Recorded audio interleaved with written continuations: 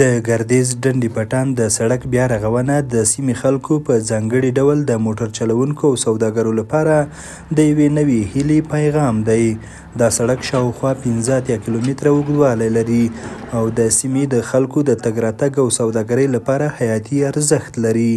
د پکتیا د ټولګټو چارو ریاست مسؤلین وایي چې د دې پروژې په لومړي پړاو کې به د 200 میلیونه افغانیو په لګښت د 25 کیلومتره برخې کار بشپړ شي او هڅه کیږي د معیاري موادو او تخنیکي څارنې له لارې چارې په ښه ډول پر مخ ولاړې شي. د پکتیا د ګردیز د صفري نقطې نه شروع تر ډنډي پټان اخري د پاکستان د پرزي کرښې پورې منظور درغل دی. د دې سړک ټول اوږدوالی چې دی هغه 80 کیلومتره دی چې اول لاټ یې 25 کیلومتره اوس په حال د هارون خپلواک شرکت ته قرارداد ورکړل شوی دی. تقریبا د دې اول لاټ 25 کیلومترو لګښت چې دی تقریبا 200 میلیونه لګښت پر راځي چې دې کې د مرکز صفري نقطې نه تر بلدي بازار پورې 2 لینه دی 40 متره عرض لري. چارواکي دا پروژه د خلکو د هیلو د بیا راژوندی کېدو یو ګام بولي او ډاډ ورکوي چې د ولسونو د ستونزو د حل په موخه د یو شمېر پروژو چارې پیل شوي او ځینې به په نږدې موده کې پیل کړي. مشروع بند منظور ده، صرف د ملي تدارکاتو سره د ملي تصدي سره صرف حسابي پاتې ده. د ګویانو بند په روحاني بابا کې الحمدلله هغه منظور ده. چې د سټو کنډو سړک 25 کیلومتره ده انشاءالله دا منظور ده. د غزني سړک په پلچکو باندې کار روان ده، هغه هم په راتلونکي کال کې اساسي شکل باندې جوړیږي.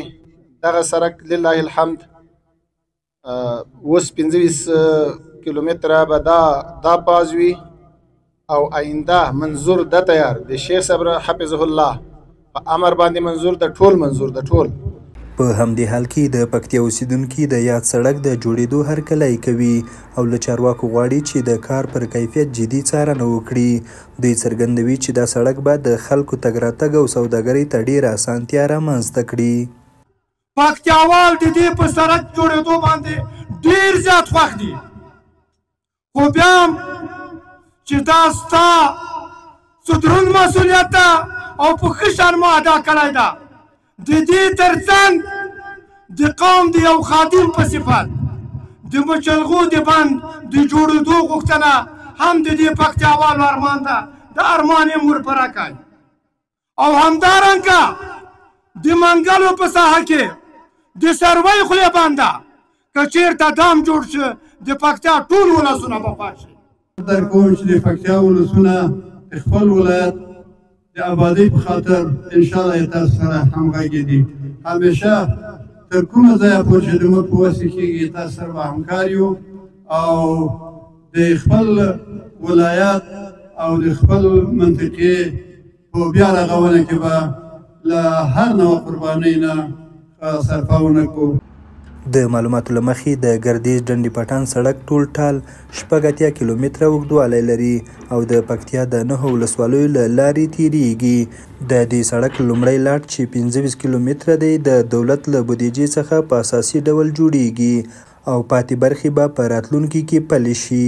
حیران احمدزی، امید رادیو، پکتیا.